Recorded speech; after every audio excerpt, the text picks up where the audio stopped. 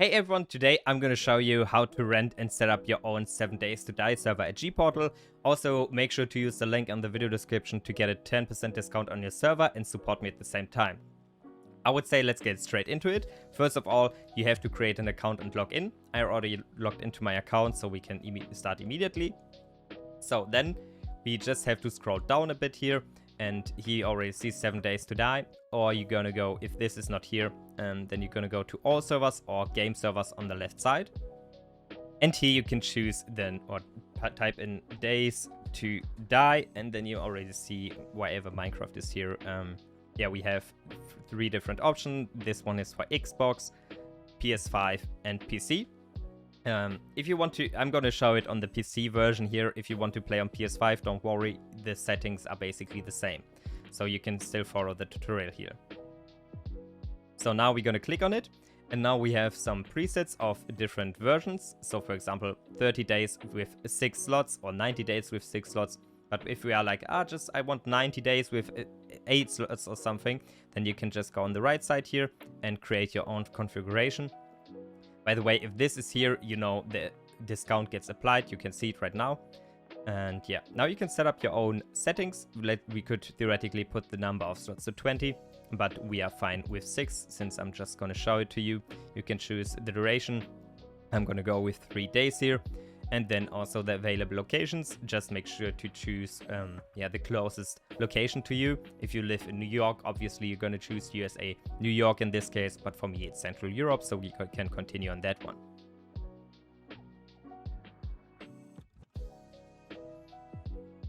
So then we have to pay, obviously. We can choose between PayPal, credit card, instant bank transfer, paysafe card, and pay with your balance. We're going to continue with pay with your balance here.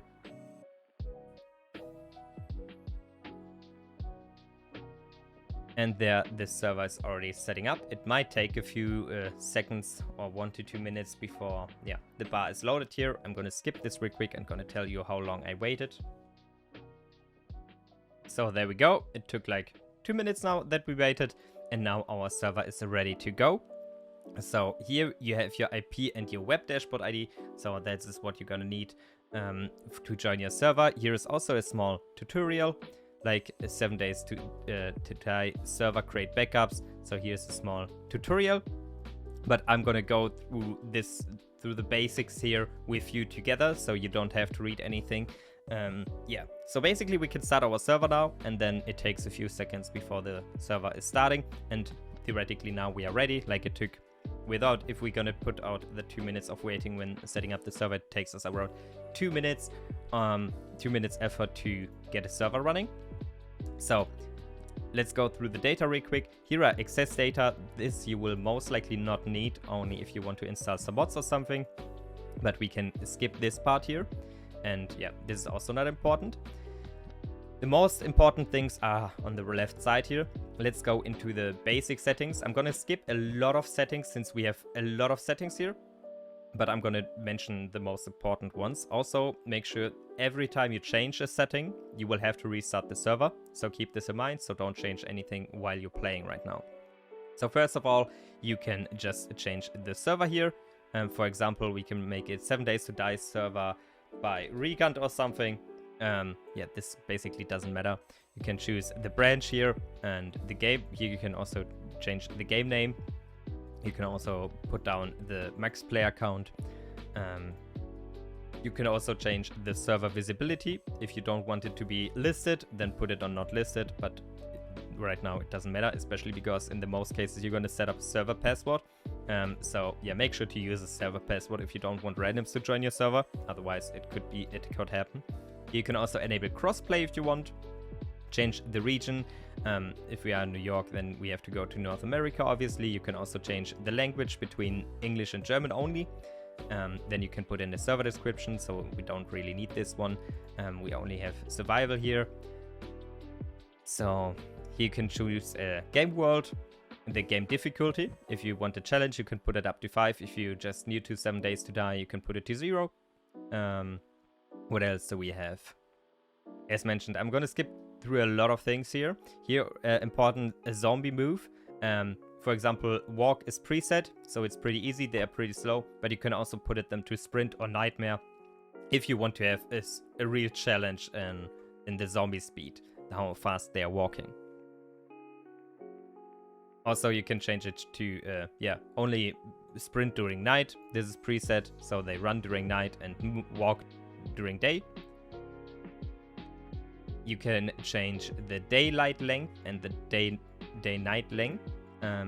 So, yeah, you can make it that the night will be super, super short and the day will take ages. So, just to start the game, like if you are new to the game, you can increase the time of the day and decrease the time of the night. So you can play around with this one. Drop on death is also a very important option. So you can, if you're new, you can choose nothing, that you don't lose anything when you die. And then you can also choose that you're gonna only lose your backpack if you die, or you're gonna lose everything if you die. So a very important option if you want to increase or decrease the difficulty in the game. Also drop on quit. This is basically, yeah, useless. Skip this one. Maximum spawn zombie. Yeah, loot despawns days in days. So if you're gonna die and lose your backpack, you know, okay, my loot is gonna despawn in 7 days. You can also put it up to, what is the maximum? Most likely, no, probably it's unlimited. So the loot will never despawn. But yeah, I think 7 is a good preset here. So you can increase the amount of airdrops. Player killing mode, you can turn on kill allies only, kill strangers only, or kill everyone. If you want to have some PvP with your friends or something, you can increase the amount of spawned animals.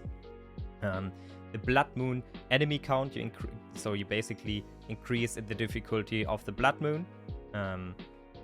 Also the Blood Moon range or the frequency, so you can change this if you want to have a bit more action in the game. So what else do we have? XP multiplier. If you are like, I'm not getting enough XP, I want to level up quicker, just put a 0 behind it and you have 10 times more XP. Same with everything else here, block damage. Yeah. So what else do we have? I think this is also a very interesting option, like always spawn near friends. For example, if you want to have some PvP with your friends, you should turn this to disabled, so you don't spawn near your friends, but you can also put it to always or only near friends. So yeah, after changing, I don't know if I mentioned it already, if you save, the server is going to restart in any case, so make sure to not change anything while you're actively playing, otherwise the server will restart, could mess something up. Then we have the file manager. Normally you don't have to change anything here as a beginner, or also as an experienced player, only if you want to install mods or something. But we're gonna skip this part here, since most likely if you want to change anything here, you know what to do. Here we have the logs. The logs are basically just, it saves what happens in the game. If on big servers, for example, admins can check, oh, did someone glitch through a wall or something, or is he cheating? So this is what you can use the logs for. Yeah, but normally if you play with your friends, you don't need the logs. Then we have mods. Here you can just go through it. Joke mode, for example, click here.